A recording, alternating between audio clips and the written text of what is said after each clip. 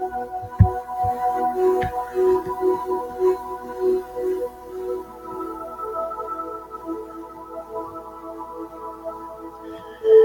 hello. This is another episode of a new section called Details, Fashion Details. Of course, fashion details are very important. Details, period, and anything that we do are important. But we're dealing with fashion. So before it was the lesson before last, I was speaking about this here, which is when you're making a dress or a skirt with this A line. The more you flare it out, the more you have to do this small detail. So, in case you don't know what I'm talking about, okay, sometimes when you're hemming a dress or a skirt, and maybe someone else made it, maybe you made it, or maybe you bought it. Very rarely it happens from a skirt or a dress that you buy from the store, but it can happen. So when you hem it, you get these, you start at one point, you go around the hem and you come back and you're getting closer to where your starting point is. And then you get all this little extra fabric in your hem. And the closer you get to your starting point, it puckers out and you fight with it and you try and stitch over it. Maybe you do. You have to do little tricks or whatever. And you get these puckers. So that's because this A line here, this flare, has not been detailed on the hem. I showed you in, like I said, the lesson before last, this. See, the A line would come straight. This the original hem line right here. And that's how you get the puckers, because it looks just like this if you was to lay it flat. Flat hem, A line. We need this curved, this slight curved here. And I explained to you that you would use this, your hip curve, to do it. All right, now how did we go about that? I explained it before, but I'm going to do it again. This whole one lesson is just about this particular detail because it is a very, very important detail. Though it is a hem, but trust me, you can go for a job interview and they ask you to hem a skirt like this. Say it's at David's Bridal. I used to work there. And if you cannot hem those dresses the way they want, well, that's not why I don't work there anymore. Another story. All right. So it is a very important small detail. It's a detail. So now, how do we figure this out? That's why I'm doing this again, because I'm not sure that I explained it properly in the lesson before last, because it was just a small part in a whole lesson. This is just a lesson on that. So what you would do, of course, you would measure the garment from this neck joint, from the shoulder and where the neck meets, that corner right there, and you measure down. It doesn't matter if it's the front or the back. And you measure down to the length of your garment. That's where you measure. If it's the front, same thing, from this corner here where the neck and the shoulder meet. You measure down. Oops. Sorry.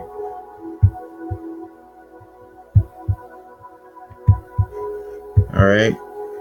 From that corner, and you measure down. So, doesn't matter if it's a mini at the knees, if it's at the calf, doesn't matter. If it has this flare, this A line, if it has that, no matter how long or short or wide, you must do this small detail. All right. So it basically is really important, not also for yourself when you're sewing, but if you make patterns or you made a pattern and you give the pattern to someone else because they want to use it, you won't have to explain, oh, you must do this and do this and do that. No, you don't have to explain it. If your pattern is correct, you just give the pattern to anyone and they can cut it out and sew it and have no problems whatsoever unless they cannot sew. But that's another story as well. So it doesn't matter the length. As long as it has this flare, this A line on it, you will need to do this detail, right? Okay. So now, as I say, this measurement, you take the measurement from the corner down, whatever your length is, but you're going to focus on what the distance is from the waist here going down. So you would take the whole measurement, yes, right? Find where the waist is. If you're doing it on a pattern, it's much easier. If it's your pattern, if you have a pattern, it's much easier to do it from there. Doing it on a garment that's already made is a little difficult because you're going to need a table large enough where you can lay the garment down and spread it out and get all the grains straight, everything nice and flat and, even. So just so you can do these measurements. I mean, I have done that, so I know that it's a little difficult. If you do not have a table wide enough, large enough to hold the whole garment, it's not going to work. Okay? It can be done, but like I said, you must have a table wide enough where the garment can be laid out, flattened, and like I said, all the grain lines going the way they're supposed to be and all of that. All right, so now this distance from the waist to the hem, that's what you want. You still have to do the whole full length. You can use if it's a flat pattern, you just measure it. But if it's a garment and you're laying it out on the table, try some masking tape. Turn the garment inside out, of course, even though masking tape isn't that sticky, so it won't leave no resin on your garment. But it's better to be safe than sorry, as they say. So turn it inside out. Also, if you turn it inside out, you can see where the waistline is. There's some kind of indication sometimes on the inside of the garment where the waistline is. So you would turn it inside out, lay it out nice and flat. Use some masking tape, and after you lay it flat, all the grain lines right, and then you would put the tape on there, the masking tape, and then you would measure again from the waist down to the hem. All right. Now you write that number down. Boom. Right. We go to the next part. Okay. And we're talking about, I don't need this. I was going to say the center front, but that's not what we're using. So we're only interested from the waist down to the hem, right? So whatever that measurement is, you bring it to your side seam, That's where usually the flare is, your side seam. All right. And you would start from the waist going down. And it's going to stop somewhere. It's going to stop short because this angle line is longer. The more of a flare, the longer this line is. More of an angle, the longer it is. It's not a straight line going down. So from here down, it's going to be shorter than this angle. So after you take your measurement from the waist down to the hem, whatever that number is, you come to the side seam from the waist and you mark it, right? And like I was saying, we don't need this. All right, now once you mark it, you're going to need your hip curve. All right, and we're going to take the hip curve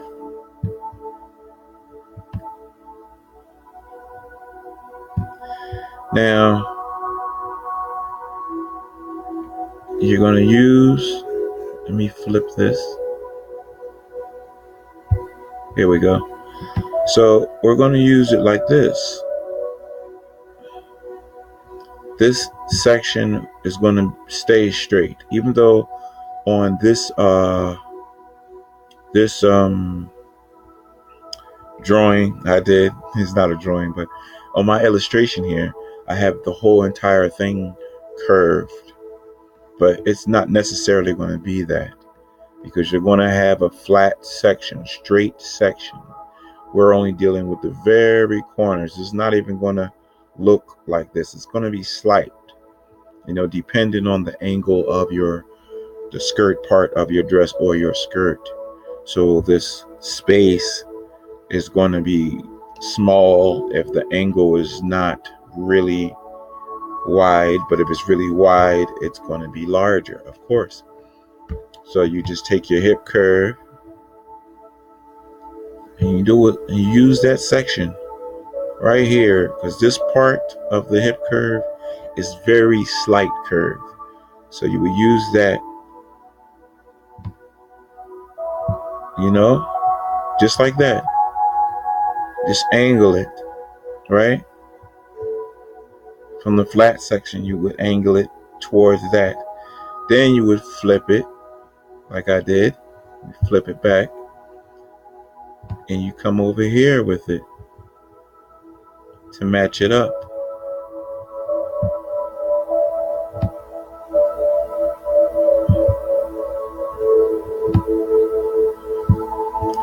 And you finish it from there, and you gradually, really, you don't have to do, that's if you want this curve, you would do it from the center, but the flat section, you would just take it like this, put it to where your mark is, and you would turn your hip curve until the curve comes from your mark and slides gradually back into the flat section of the skirt. Because like I said, we're only concerned with the side seams where these angles are. So when you hem it, you do not have those puckers. It doesn't matter if it's a 1-inch hem, half-inch hem, or a rolled hem. If this little detail is not in it, you will have puckers when you get down to the ending. And the wider it is, especially if it's a circle skirt, you're going to have a whole lot to hem.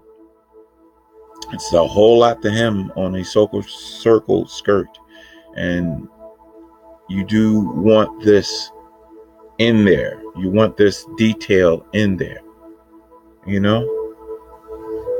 Or rather, it would be a semicircle skirt, because if it's a circle skirt, there's no angle whatsoever. It's a circle. So it'd be a lot easier. I'm sorry. Please forgive me. My mind goes too fast for me, and my lips can't keep up with my mind.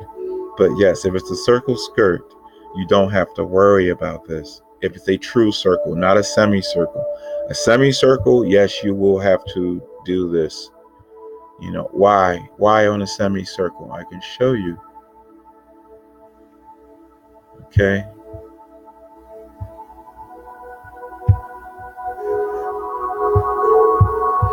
On a semicircle, you don't have a whole circle. So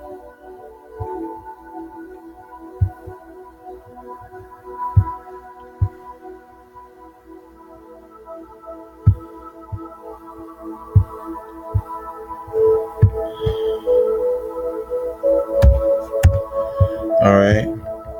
See, on a circle, there are no angles, and your waist would be here.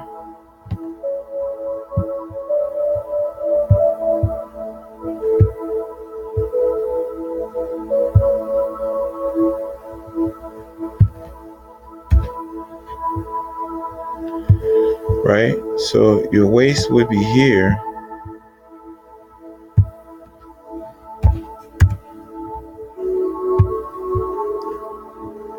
And this would be your hem. So when you put this circle onto a dress or just have it as a skirt, it's going to automatically fall like this, but it won't have this angle because it's a circle. But a semicircle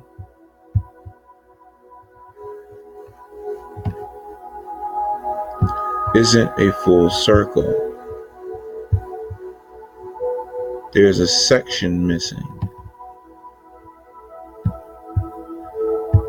See, this section right here, or it may not be this big, but as long as there is a section missing, you have this angle line right there. Doesn't matter if the section is this big,